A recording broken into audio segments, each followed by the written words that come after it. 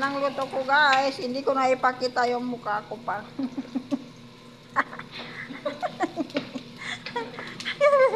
Tawag dyan guys ay tago-tago.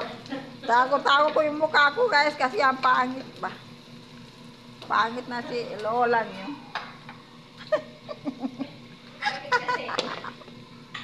Tago-taguan lang guys. Yan lang ipakita ko.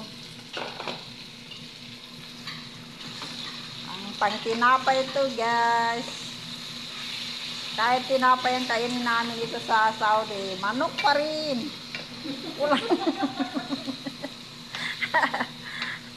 Kahit tinabas na lahat ng pagkain dito, puro manok kaya karne guys. Magkakasawa rin.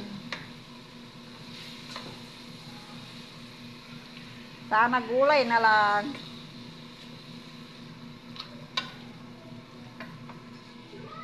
Mamaya pag uwi namin sa Pilipinas guys, pakpak na. Meron na pala tumutubo.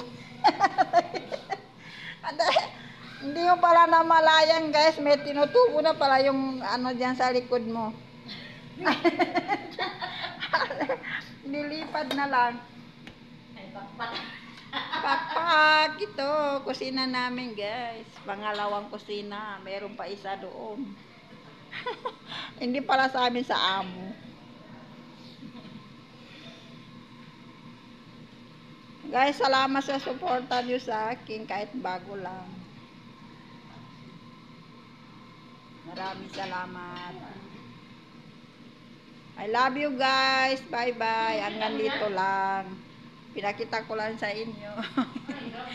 Yung manok-manok pa rin guys. Pero ito yung mga halo niya yan.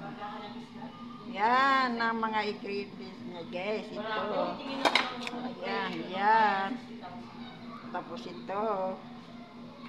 Yan. Sili yan pero hindi manghang. Tapos dahon pa rin. Gulay. Gulay na mabango. Gulay na mabango. Hindi ko alam tawag sa atin yun eh.